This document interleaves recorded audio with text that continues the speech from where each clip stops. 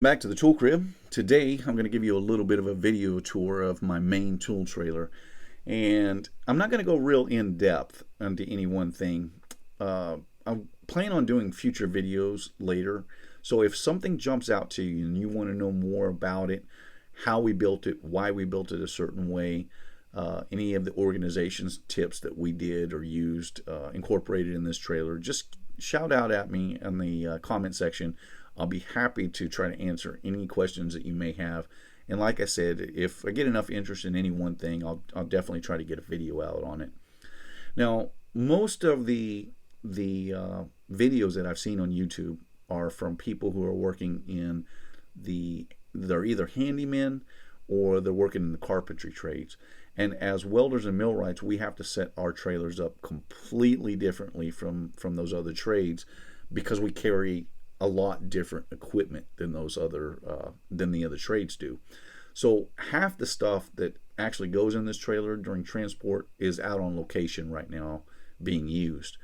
And the boxes that are up front, like the gang box here and then the mechanics box that we're panning around to here in a second, on a normal job site wouldn't even be in this trailer. They would be out on location. But on this particular one, we were on a short-term job site, like day 3 of a 4-day job, and so we just didn't even pull them out because honestly we didn't need anything that was behind them, and so we just kind of ran with it like it is. Now the trailer is in a little bit of a disarray right now. This is sort of a behind the scenes look of on any given work day what it looks like, and a lot of the stuff that we have in this trailer you can't even see. Stuff that's stored in the storage boxes or in the cabinets or in the gooseneck. The main welders and everything are out on location. All the ladders are out on location, and so you don't really get a complete grasp. But I wanted to kind of give you an overview to hopefully, if you're working on your own trailer, maybe you might be able to garner some ideas from stuff that we've done.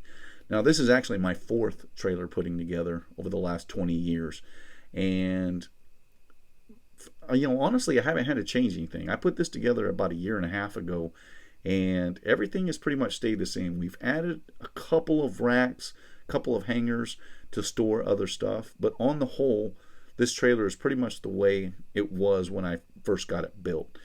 So, and I've got about 200 man hours or something like that in building this trailer. So we get a lot of compliments on the job site from other contractors about how our trailer and boxes are set up. But it's all about saving time, and when you save time you save money, and being organized is how you save time. Being able to get to your tools, your equipment, sealants, whatever you may have, that's the key to making money. And that's why we get so many compliments. I think a lot of people have told me I should put it up on YouTube, my wife included, and so I decided to make this video.